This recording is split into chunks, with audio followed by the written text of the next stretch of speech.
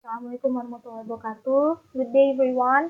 I'm Diva Marani from the Physics Education Study Program. Here I want to explain about the phenomena physics and explanation. Jadi di sini fenomena-fenomena yang akan kita bahas yaitu yang pertama ada melted rock, change to solid atau lilin yang meleleh dan membentuk ke bentuk semula. Kemudian yang kedua ada lunar eclipse atau gerhana bulan. Kemudian ada yang ketiga ada fruit falls from the tree atau buah yang jatuh dari pohonnya. Kemudian acid rain phenomenon atau fenomena hujan asam. Dan yang terakhir ada earthquake phenomenon atau fenomena gempa bumi.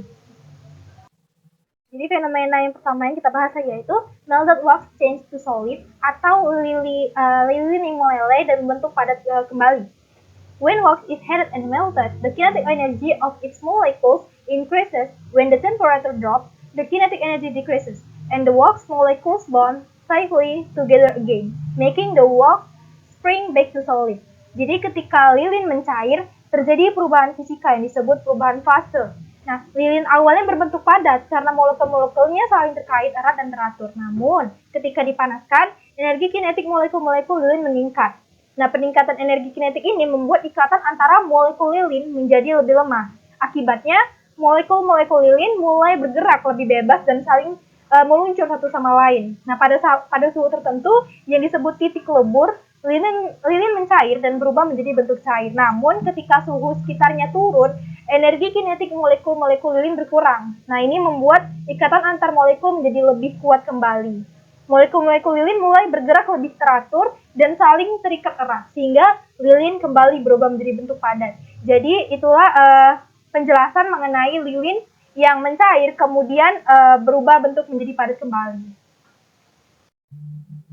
Nah, fenomena yang kedua yaitu lunar eclipse atau gerhana bulan. A lunar eclipse is a celestial phenomenon in which the moon is in the Earth's shadow. There are two types of lunar eclipses, namely total lunar eclipses and partial lunar eclipses. A total lunar eclipses occurs when the Earth's entire shadow covers the surface of the moon, while a partial lunar eclipse occurs when the Earth doesn't completely block the sun's rays from reaching the moon. Jadi gerhana bulan adalah fenomena langit di mana bulan berada dalam bayangan bumi. Ada dua jenis gerhana bulan, yaitu gerhana bulan total dan gerhana bulan sebagian. Gerhana bulan total terjadi ketika seluruh bayangan bumi menutupi permukaan bulan. Sedangkan gerhana bulan sebagian terjadi ketika bumi tidak sepenuhnya menghalangi sinar matahari ke bulan. Nah, proses terjadinya gerhana bulan melibatkan posisi relatif antara matahari, bumi, dan bulan yang berada dalam satu garis yang sama. Ketika bulan melintas di dalam bayangan bumi, sinar matahari yang biasanya memantulkan cahaya pada bulan terhalang sehingga bulan tampak redup atau bahkan berwarna merah.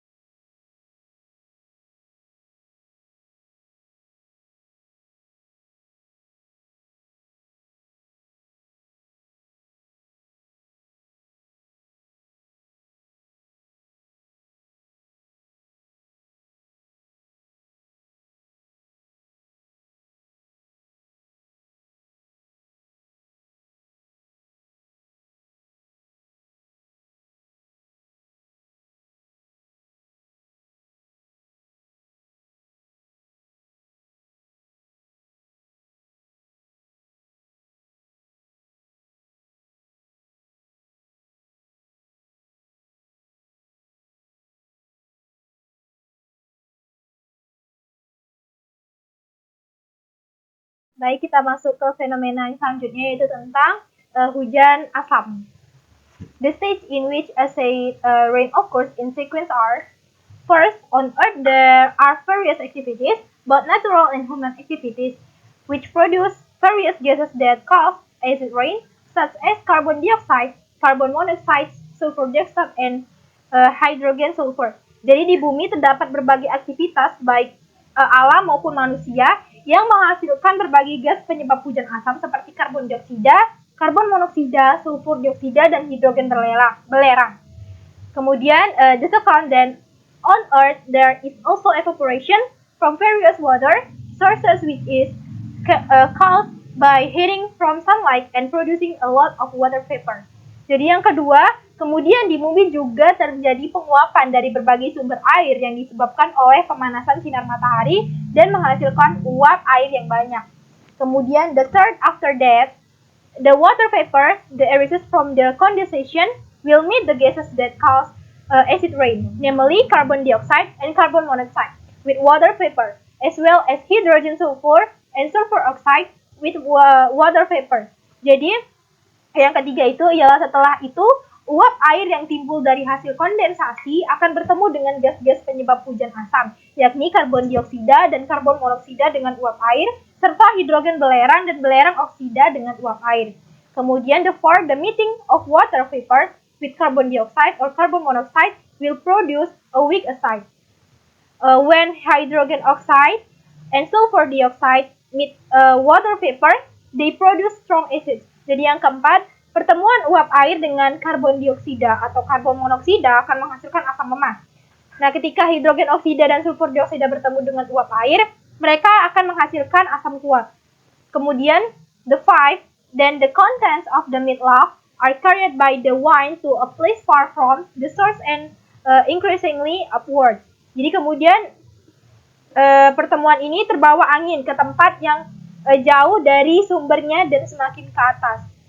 Kemudian the left, when it reaches the top, the gas mixed with water vapor will experience saturation, so that the water content drops as water droplets. The water droplets become rain. This rain is what is called acid rain. Jadi ketika mencapai puncak, gas yang bercampur dengan uap air akan mengalami kejenuhan sehingga kandungan airnya turun menjadi tetesan air. Nah, tetesan air ini menjadi hujan, dan hujan ini yang disebut dengan hujan asam. Kita masuk ke fenomena yang terakhir, yaitu earthquake phenomenon. Most earthquakes are caused by collision between plates or faults. Earthquakes like this are called tectonic earthquakes. Meanwhile, volcanic earthquakes occur due to magma activity. Volcanic earthquakes are earthquakes that are difficult to predict because they occur due to magma activity which is very sensitive to heat. Jadi kebanyakan gempa bumi disebabkan oleh tumbukan antar lempeng atau patahan.